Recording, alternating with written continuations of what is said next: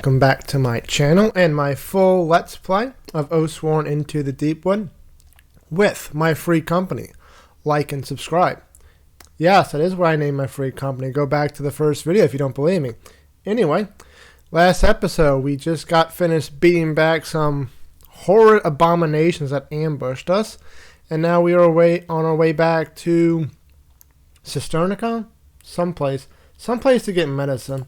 The blood you wipe from Sisterexia is dark. Whatever. Anyway, let us continue to chapter 7. And we start off with instructions. Don't you love it? Open mystery envelope C and place this contest in the center of the play. Do not place the free company marker yet. Place the chapter 7 time track beneath the map. Take the card. Okay, let's set that up real quick. Here is what the map is going to look like. Cistercia. The Ascent. Ooh. Okay. Whole bunch of junk here. Let's see. We have a city event right here. And we have a whole lot of time to get that extra unique item.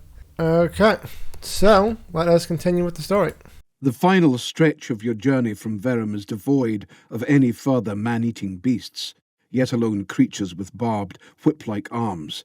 Since leaving Verum, a never-ending downpour has hampered your trek. Not once has the rain let up, and you are on your third straight day without sleep. The journey is not made easier by the fact you never had a choice. Oathsworn do not refuse a king. Not if Verum is to have any chance of surviving the plague. Stepping from the shadows of the Deepwood, the rains soon cease and a warm sun breaks through the clouds. Glinting in that sunlight are the massive white marble walls of the holy city, Cistercia. Outside the city gate, you spot a pair of imposing warriors, their giant kite shields, shining armour splattered with the blood of a fresh kill.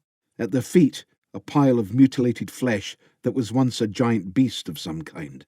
You have heard tales of a company of Cistercian knights known as the Order of Thorns that often trains its members in this manner, weathering both the mind and body of a knight beyond the wall, until they are both rock hard. As you approach the gate, the knight's spears cross, barring your approach.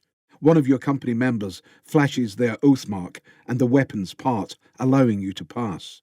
Once your group has cleared the quarantine inspection area, the portcullis opens out onto a marvellous sight. In the expanse of land before you lay farms filled with workers harvesting crops, and you realize for the first time you are seeing above-ground farming. Beyond the fields of golden grain and freshly planted crops, the tiered city rises, white and resplendent, stretching part way up a great mountain range that runs from one end of the horizon to the other. A voice pierces your present distraction. Pillar and path, Oathsworn. Dressed in the familiar purple cloak of the Cistercian faith, a priest stands stoically before you. We have been expecting you. The Lord Marshal will see you at once. Instructions. Place your free company marker on location 24. Passing down a paved road through the fields, you find yourself flanked by the statues of martyrs. They are not smiling, and neither, for that matter, is anyone else. There are no sounds of merriment, no laughter or shouts of anger, just people going about their drudgery in silence. As you continue on, an odd sound breaks the quiet, the sound of pain and switches. Drawn to it, you find a crowd gathered round a circular dirt patch where a boy is being thrashed with canes by two men wearing demonic masks. Sensing your interest, the priest explains, the boy has been there all night and he is now passing through the valley where temptation can be found. To leave the circle is to give in to temptation. He is marked by his sins so he can remember his faults. To spare the rod is to spoil the child. Okay, we have 3 choices. We can intervene on the boy's behalf, only observe the ritual, or move on. Let's only observe the ritual. I don't know what they're doing, but it seems to be part of their culture, so let's not get too involved in it. Don't want to start a frickin' war. The boy grits his teeth, yet cannot help but let out cries of pain as red welts crisscross his back and chest. Such discipline in one so young is admirable. One blow finally splits his skin, and a rivulet of blood trickles down his back. It is hard to watch, but it is their way and their faith. With encouragement from the priest, you continue on. Instructions. All Oathsworn gain a redraw token, place location token 6, and go there. Okay. The conclave is the seat of all authority in Sestercia. The massive building, constructed from huge blocks of white marble, noticeably lacks the pretentiousness of the ornamental spires and intricate patterns found on the cathedrals and religious buildings. The priest leads you through a crisscross of hallways, finally arriving at the chamber of the Lord Marshal of Sestercia. A broad-shouldered man, with the regal look of a military officer, he is speaking with an aide and signing a document as you enter. "The price of heresy is fire. Make sure they understand," he remarks, returning the quill to the inkwell before dismissing the aide and turning his attention to you. "Ah, the Free Company. The king sent a raven before your arrival, so I'll cut to the heart of it. You have travelled far, Oathsworn. However, the mendicants are indisposed at the moment. You may have them once they return, you have my word. In the meantime, there is a delicate matter which requires your unique capabilities." We have two choices. Remind him of royal authority and his duty to Verum and the pack, and tell him you might be willing to help for the right price. We will remind him of our authority. There is a pack you must uphold, because, we uphold our oaths, so you should uphold yours. Instructions. Perform a threatening check, difficulty 6. 7 if you have a penitent or priest with you. So it's a 7 because Mimatade is a penitent. So let's see what we do. 7. We need at least 4. Do I want to waste an empower on this? Probably not. I don't think I really care enough. Okay, we're just going to roll and see how it goes. 3. We fail spectacularly.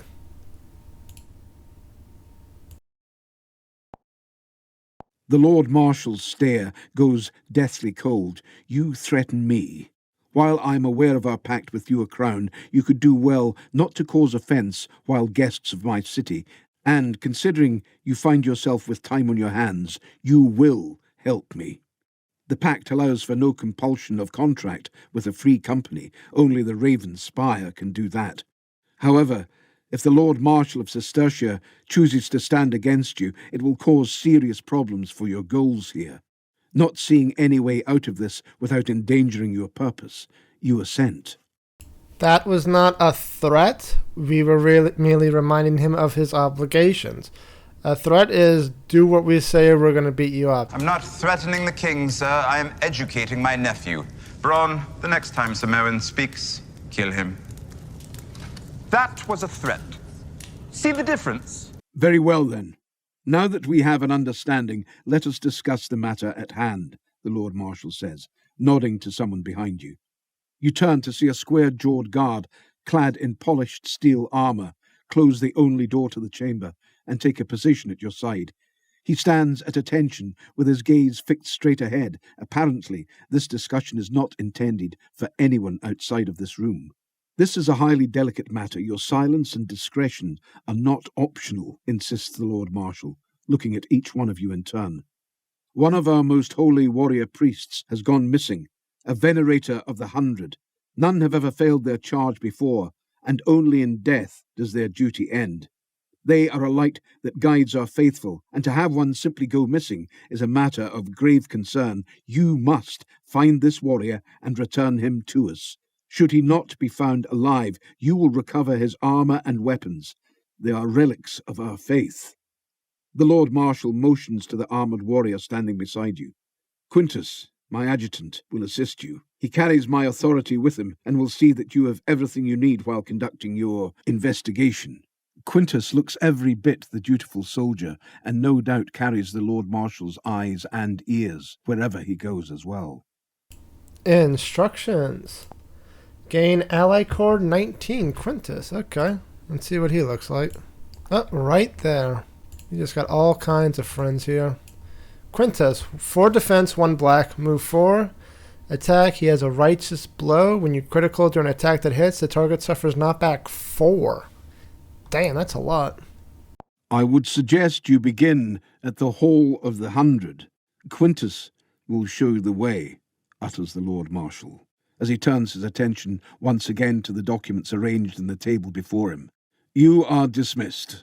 As you make your way to the door, the Lord Marshal offers one last bit of advice. Speak not a word of this to anyone, Oathsworn, or the mendicants will be the least of your concerns. Was that a threat? Instructions. Place location token 2 and go there. It is called the Ascent, Quintus tells you as he motions a gloved hand towards the gleaming white cathedral which towers before you. Built directly into the side of the mountain, its elegantly carved stone construction reflects the sunlight, nearly blinding all who look directly upon it. The first steps of the great staircase begin here, winding up the inside of the mountain, all the way to the summit itself, he continues. That is where the most sacred site of our faith lies. Passing through massive double doors, the sheer size of its vaulted ceiling and the mastery of its stonework take your breath away. You travel along a path which runs directly through the centre of the cathedral. Flanking you on either side are 12 great suits of armour perched atop tall marble plinths. Supplicants bow in prayer before each one, giving you the sense that they are more like shrines than weapons of war. Quintus notices your interest and explains, these are the sacred suits of armour worn by the Venerators. Come, this way. He leads you to another area of the cathedral, well away from the throngs of pilgrims and supplicants. The air here is filled with the strong scent of weapon oil mixed with incense. On Quintus's authority, you enter the Hall of the 100. The giant warrior priests known as the Venerators are unmistakable. Towering men of chiselled muscle, each is half again as tall as any human, each dressed in richly decorated robes with cowls pulled over their heads, always concealing their faces. Some of the warrior priests train in fenced sparring areas, while others pace the hall, studying huge leather-bound tomes. Your presence is noted immediately as one of their custodians approaches you. The man, dressed in silver robes with green gems set in the collar, addresses your party. I assume you are the adjutant, he inquires. Quintus nods and, curiously, ushers the custodian off to the side so they can speak out of your earshot, another reminder that outsiders are not trusted here. After a few moments, they seem to reach agreement and the custodian addresses your group. Very well then, if you seek to know us, you must first be weighed by blade or blood. Our masters demand a test of combat. One or all must face the trial. Iron sharpens iron. The pillar must be strengthened. Looking at the giants arrayed before you, you realize this is probably going to hurt. Getting injured on a hunt is a serious matter and not something to be looked for. The Venerators are said to have the strength of 10 men. You will put that to the test, but how best to proceed? One of you could take the test alone, or you could attempt to take it together and possibly stand a better chance. Though the more people taking this trial, the more people could take a beating. Oh, I don't like this. Fight the Venerator as a group or choose a single person to face a Venerator. Like, do you have... We're Oathsworn. We fight giant monsters all the time. Can you not damage us right before we're about to fight some other giant monster? We're going to choose a single person to fight. Probably Chuck Norris, since he hardly ever takes any damage because he's always in the back low. You are led by the custodian into an adjacent hall with a large stone platform in the centre.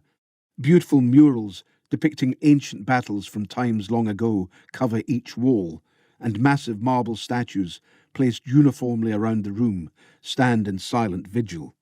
Moments later, one of the robed giants enters, flanked by his attendants. As the men remove their master's robes, you see scars and religious symbols cover his bare upper body. Handing the Venerator a blunted sword, his attendants then place a new hood over his head, all the while hiding his visage, before finally bowing away in prayer. It seems war and worship are one here. As the Venerator climbs the steps to the top of the platform, his stare never leaves you. Instructions. Choose an Oathsworn to attempt the trial. We are again going to pick Chuck Norris.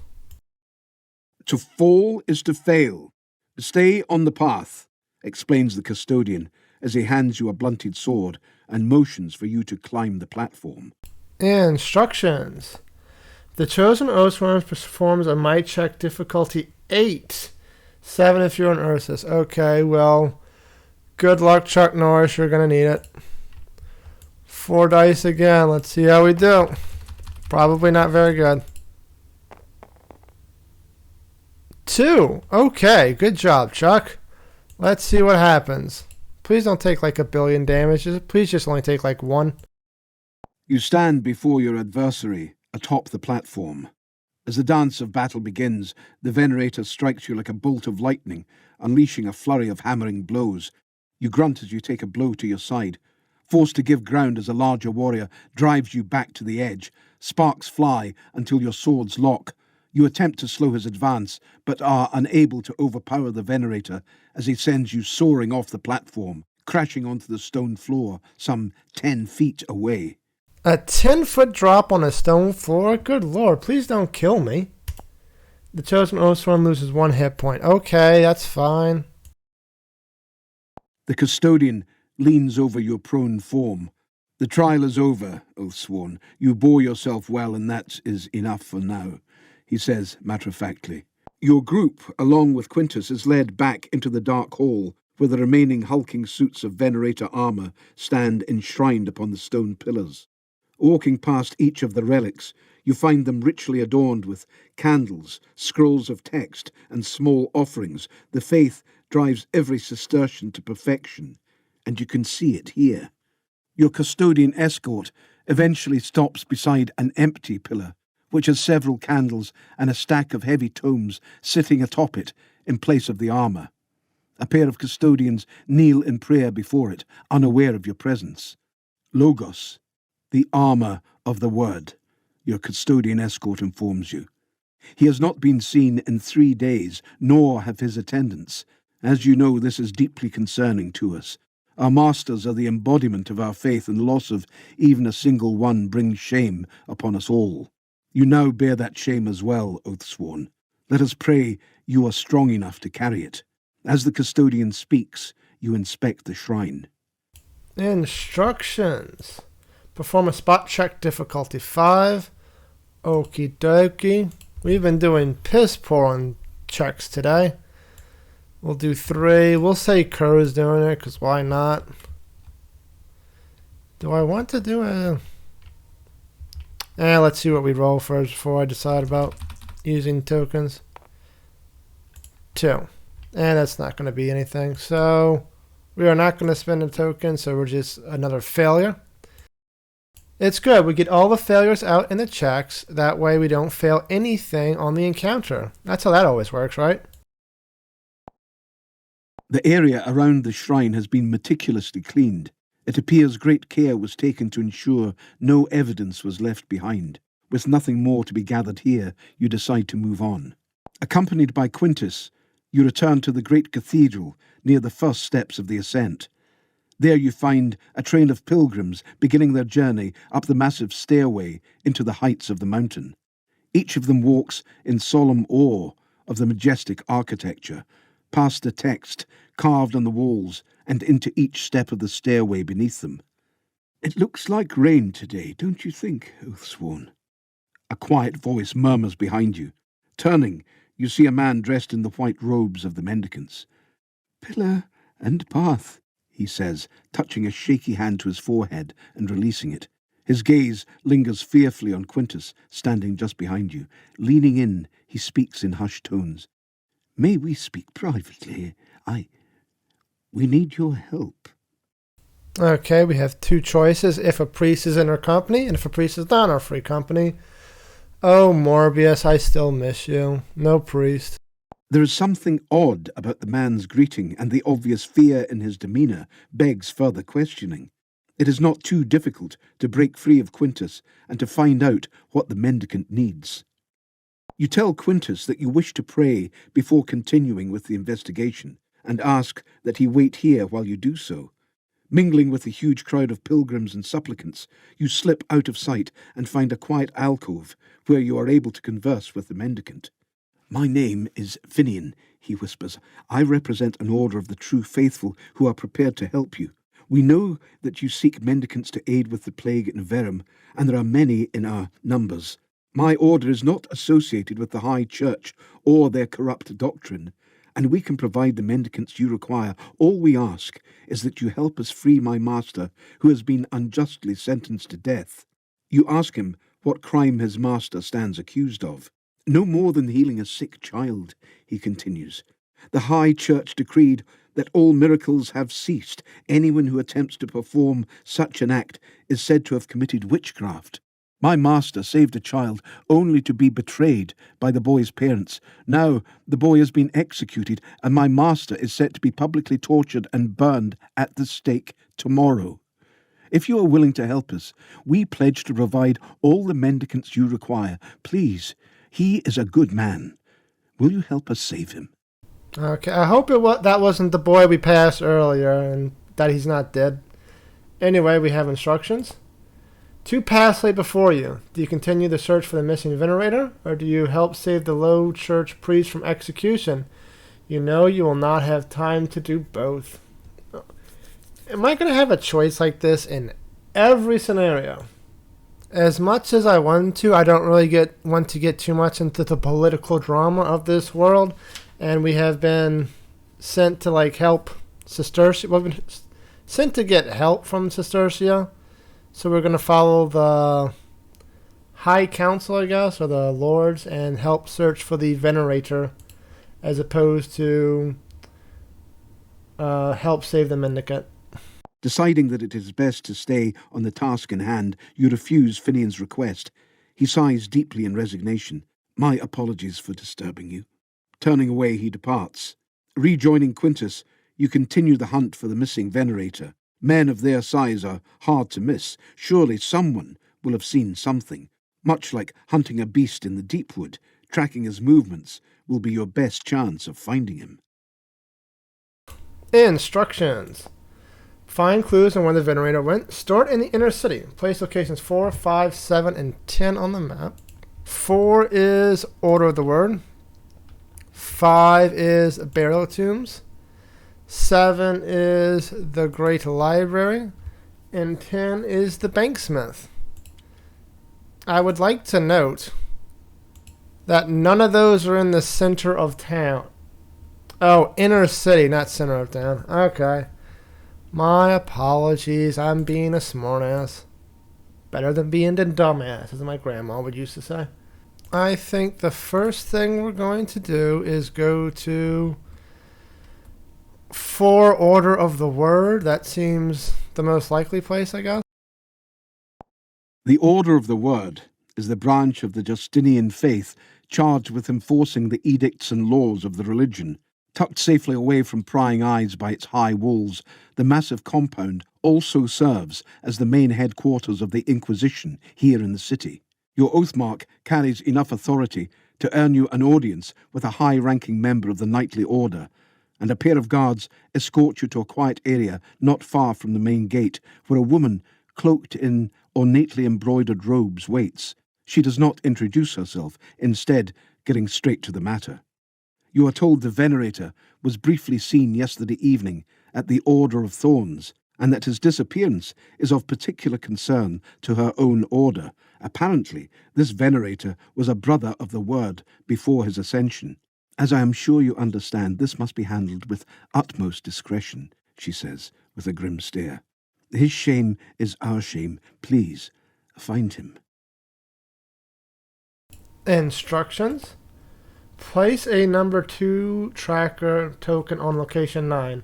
The vendor has been sighted there but moved on. You will not need to go there. So 5, 7, or 10. So Burial Tombs, a library, or we could go shopping. We'll go to the Great Library. See what's there. Maybe there's a book on where he went.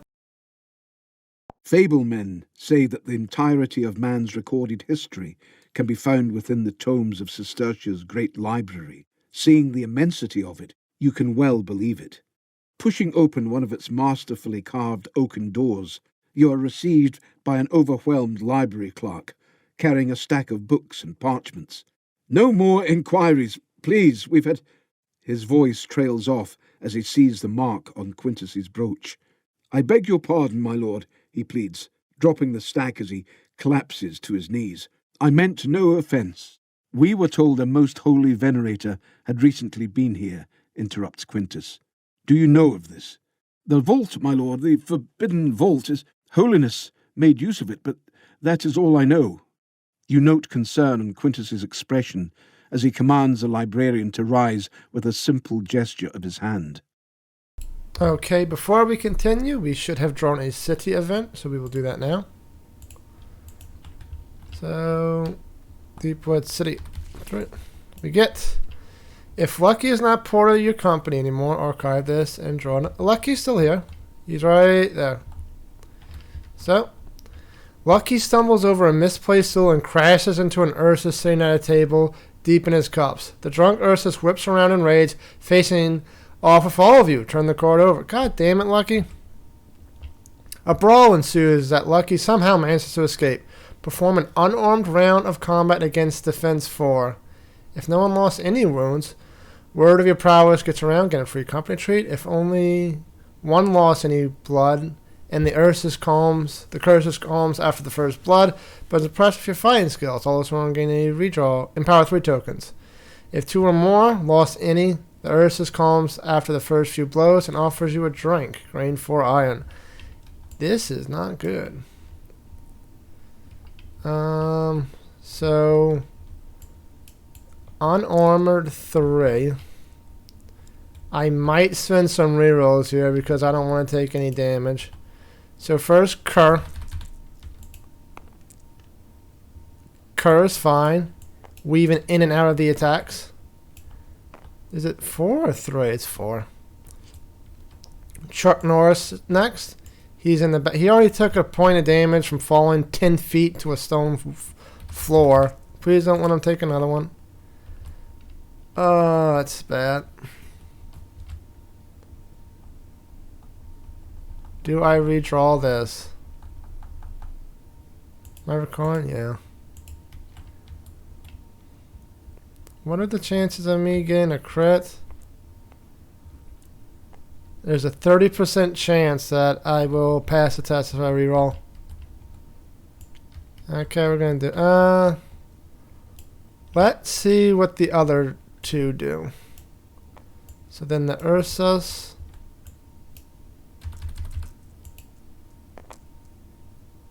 That is terrible. Why do you have lost that point? I don't think you should. I think only Chuck Norris should. And lastly, Mimatade. You got a shield, come on. Everybody but Kerr. We are terrible at these rolls. So what was the thing? I mean, we gained 4. Fine, we'll just grin and bear it. Now you lose 1. Chuck Norris is down to 4. Minotati gets an empowered 3 at least, I guess. And we gain 4, so we'll get rid of a 1 and turn that into a 5. What the hell? Why can't you change the states on this one? There we go. That's weird. Okay. So it does not say archive, so it's going to get shuffled back in, so we get to do that again. And continuing with the story. The librarian leads you to an area sectioned off from the general public in the building's basement. Pulling back a large purple curtain reveals a vast, heavily reinforced iron door, no doubt the forbidden vault. Quintus instructs the man to open the door, but the librarian raises his hands apologetically. "I'm sorry, my lord, the vault is sealed. It has been so since the Holy One left. The artificers have been sent for," he adds, "but they will not arrive for quite some time, I'm afraid." Quintus waves him away like a bothersome fly. "We do not have time to wait," he says, looking to you for ideas. You step forward and investigate the mechanism. You can see the lock is dead bolted, but can be released with the right leverage. "Careful, my lords," begs the librarian. It is said that the door is booby-trapped. One wrong move could set it off. Oh, great. Instructions. Open the journal to page 47. Decide which way to turn the lever and choose one of the options to blow. You can see the lock. Clockwise or counterclockwise. So journal, page 47. What the hell is this? Okay, this goes here. So if I turn this clockwise, this goes counterclockwise, this goes clockwise, this goes counterclockwise, this goes clockwise. Oh Lord, this is so crazy. This is going clockwise. This makes this go clockwise. I don't know how that works. I assume since there's a split, that's not going to go clockwise. It's going to go counterclockwise. Which makes this clockwise. Makes this counterclockwise.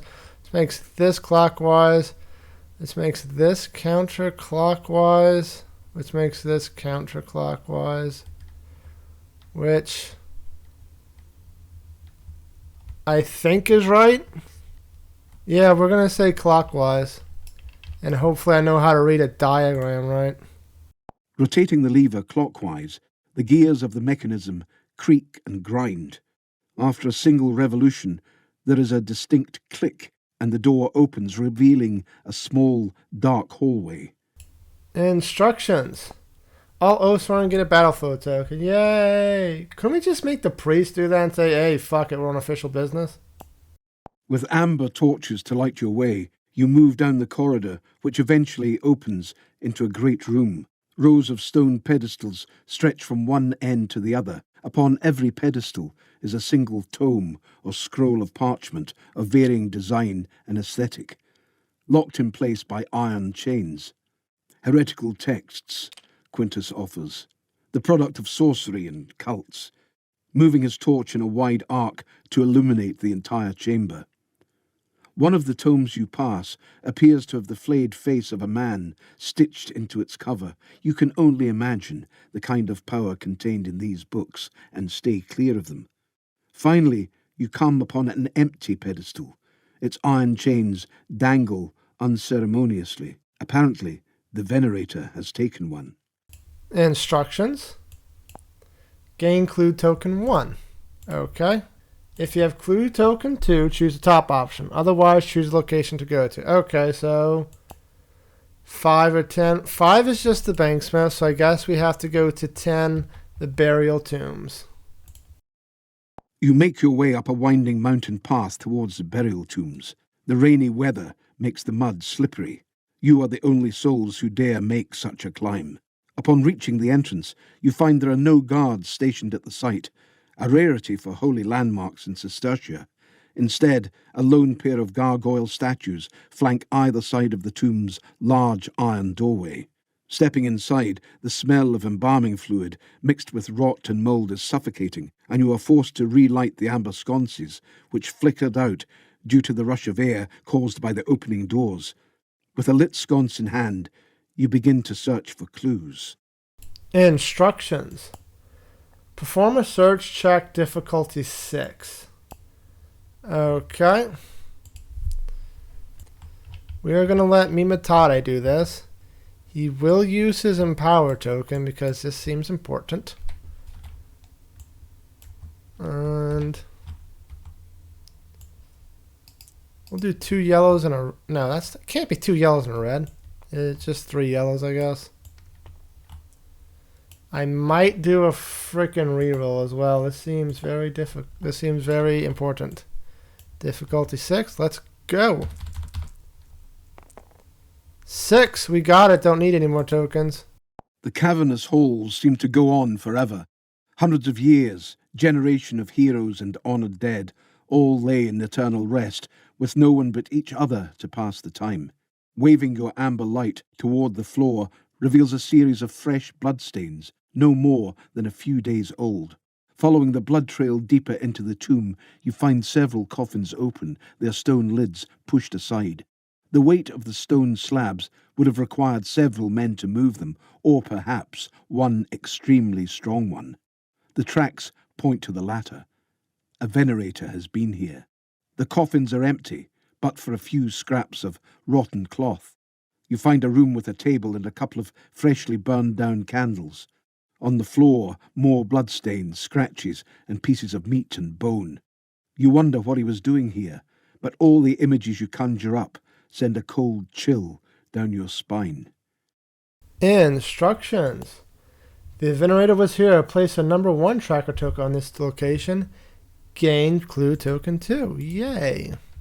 If you have clue token 1, choose the top option. Otherwise, choose location. We do have both clue tokens, so let's see what happens. Instructions. Lose clue token 1 and 2. That was fast.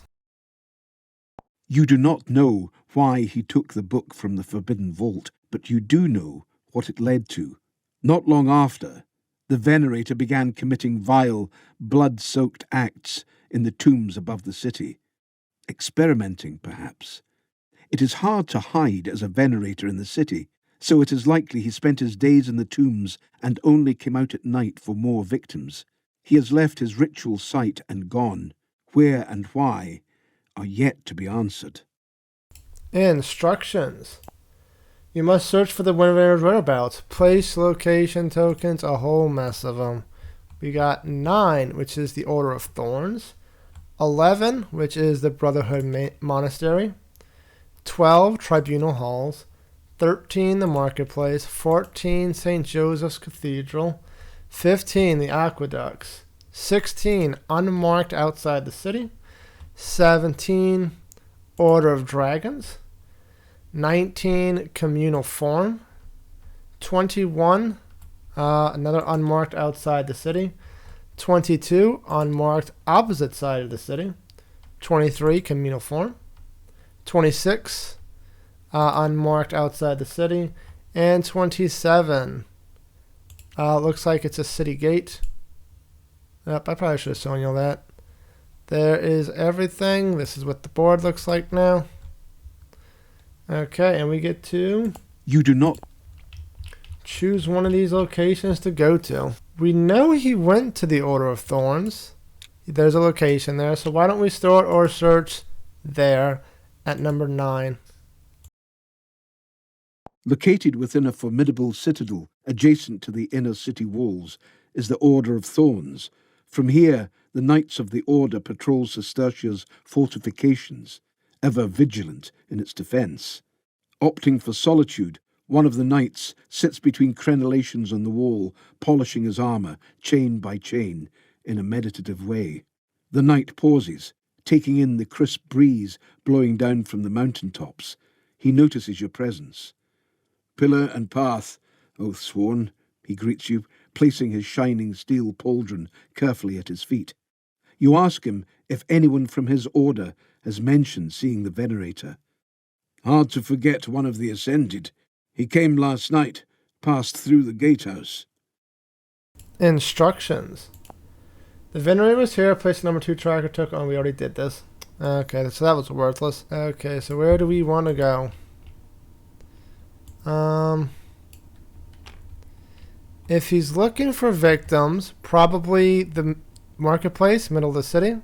Action 13. The market lacks the customary shouting and chaos found in other cities. Instead, ordered rows of merchant stalls fill the market square.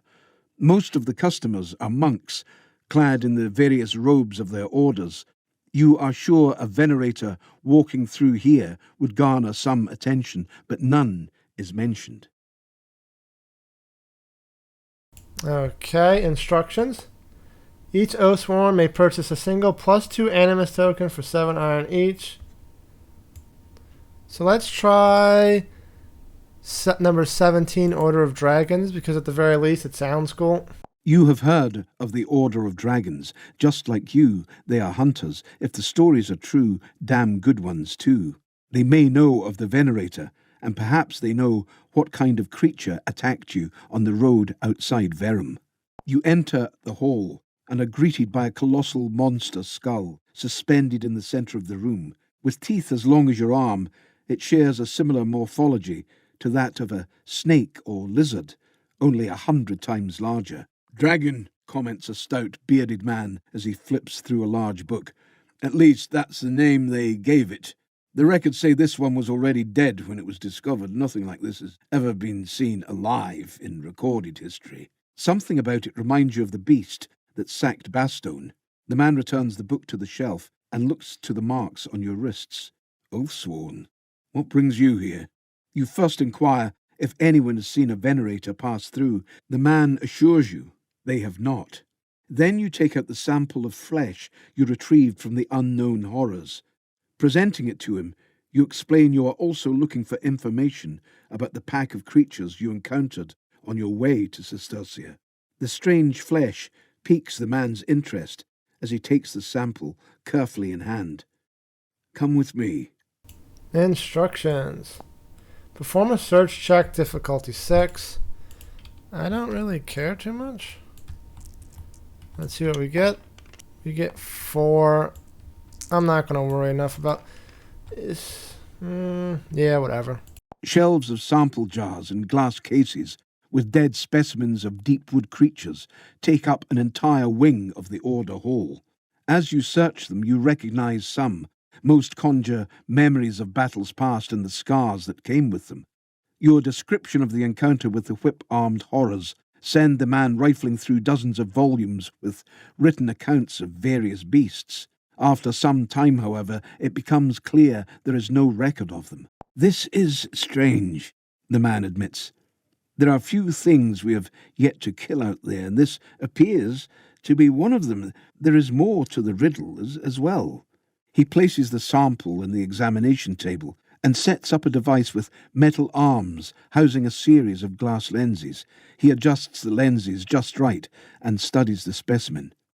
Look here. Do you see how these two areas of skin look completely different, as though they came from two separate creatures? And these small holes here running along this ridge, they appear to have been stitched.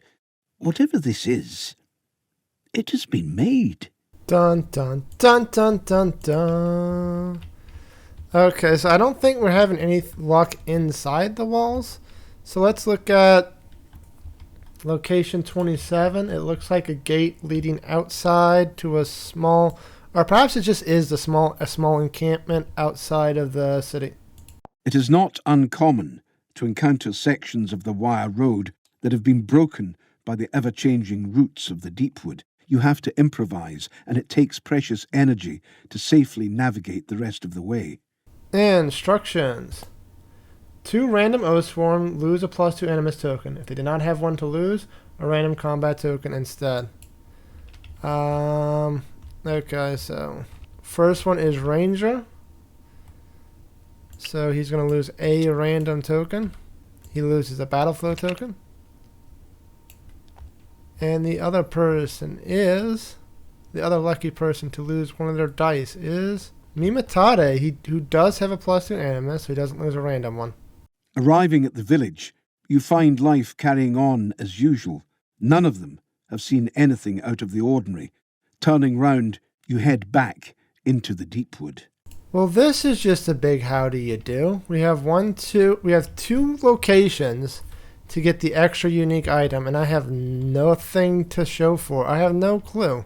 I guess let's go to the aqueducts. When we were in Bastone, the aqueducts led us to something, so maybe they'll lead us to something here. One of the most impressive sights in Sestercia is the massive systems of aqueducts which run throughout the city.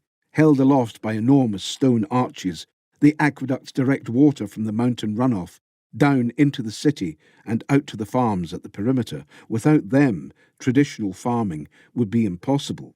Walking along the incredible structures, you overhear a conversation between 2 monks. They discuss rumours that a holy venerator was seen at the cathedral recently, and it has spawned numerous theories as to its potential meaning. Well, at least we have a clue now. It's the cathedral, which is the location for it. I was even thinking about going to the cathedral, but I went with the aqueducts. Oh well. The golden spires of St. Josephus' Cathedral are visible from all over the city. Mass is about to begin as crowds of nobles, monks, and ecclesia file inside. A priestess standing beside one of the entrances welcomes each soul who enters. "Pillar and path, friends, welcome," she says, motioning you inside. You politely refuse and inquire as to whether anyone has seen a holy venerator in the area recently. "Oh yes, we did indeed," she replies with excitement and pride, while maintaining a humble demeanour. Some of the Ascended come here to pray in the light of St. Josephus from time to time, but until yesterday I had never seen one for myself. I had been helping a sister prepare the prayer candles for today's service when I saw him, a holy venerator of Logos, come to pray. Thank Justinia. She pauses for a moment. It was quite late in the evening, close to midnight. That is odd, she wonders. Who calls close to midnight evening? Anyway, instructions. The Venerator is here. Place a number 3 tracker token on this location. The golden spire. Okay, so we are not going to get a unique item because that is... we're about to cover that up. And he appears to be going bottom right. So let's try that communal form, number 19. Labourers tend fields surrounded by high stone walls.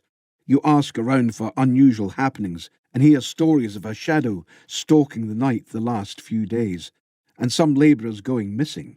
Grimly reminded of the human remains you found in the burial tombs, you say nothing. One thing becomes clear. This did not happen here, but on the farms to the east. We're at the farms to the east. Look. 19, communal form. We can't go to 20. We can go... when did we unlock 20? Well, we'll go to 20 then. See what happens with that. Fields stretch out before you. You are not used to being able to see this kind of expanse without deepwood trees or walls blocking your view. The effect feels strange, almost relaxing, but you know better than to do that. How Sestercia came by such land is a question that remains unanswered. It does not seem to have the same overpopulation that similar cities suffer. Everything about this place makes you a little uneasy. When things seem too good to be true, they usually are. The stories you hear from farmers here are of a shadow stalking the night and peasants gone missing the next morning. Without an accurate description to work from, you decide to search the area for more clues. Instructions. Perform a search check, difficulty 6. This seems important. So we're going to let Kerr do that. He's going to empower 3 for 3 yellow dice. And let's see how we do. Can he be as good of a searcher as Mimitade was in that one test he did? No, let's see what the crit gives us though. 4. Is this worth a reroll? It probably is. God. Sunk cost fallacy right here.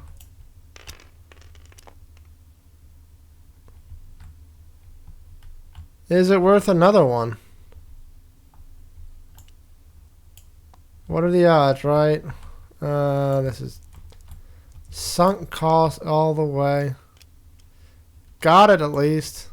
In a nearby field, beside a bridge crossing a small stream, you discover a set of footprints still visible in the muddy ground.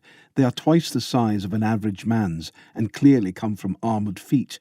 Following them, they appear to lead east. Okay, so instructions. The Venerator is here. Place a number 4 tracker on this location. So the only thing east of here is the 2 unmarked villages outside of town, 16 and 21.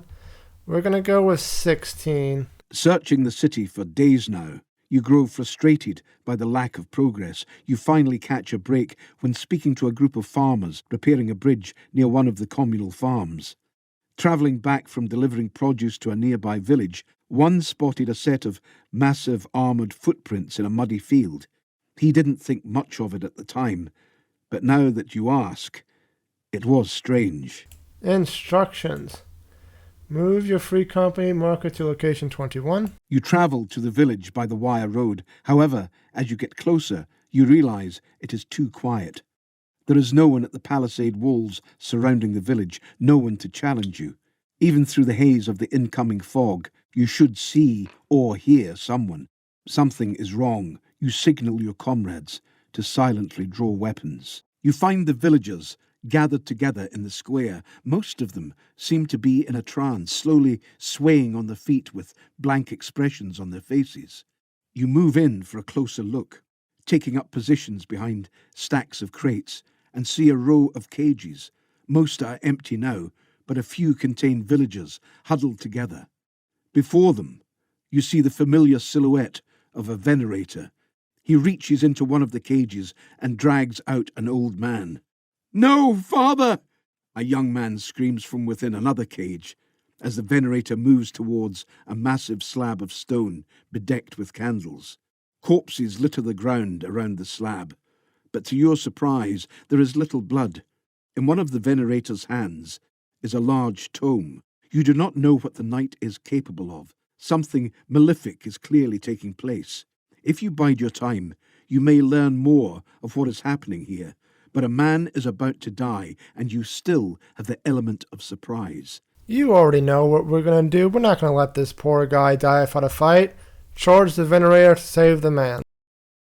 The Venerator slams the man onto the slab, easily holding him down with one hand. He raises his massive mace skyward. Refusing to stand idly by as more innocent villagers are sacrificed, your group charges the plated giant. Closing in on the Venerator, you notice the villagers have begun to move too. At first, you thought they were joining your charge, and then it dawns on you. Their glazed eyes are locked on you, and you see no humanity in them. As they begin to claw at you, you realize it is not just the Venerator you have to contend with. You'll have to fight all of them. Of course we will. Instructions. All Oathsworn gain a redraw token. Good, because Kerr just used up almost all of them. Then, do the setup for Encounter 7. Oh lord, there's like 20 people on this map. And it's not loading in. Oh well, we will worry about that next time. So, next is the encounter. Instructions. After the encounter, continue to epilogue. Okay, so that is it for this story. This setup's going to look like this. I might have to deal with it myself. Anyway, look at all these people we have to mow through. Does it say 12? 12 civilians. Oh lord, it's going to be a massacre. Maybe Bear can throw the obstacles and deal with a bunch of them. Oh well, until next time, take care.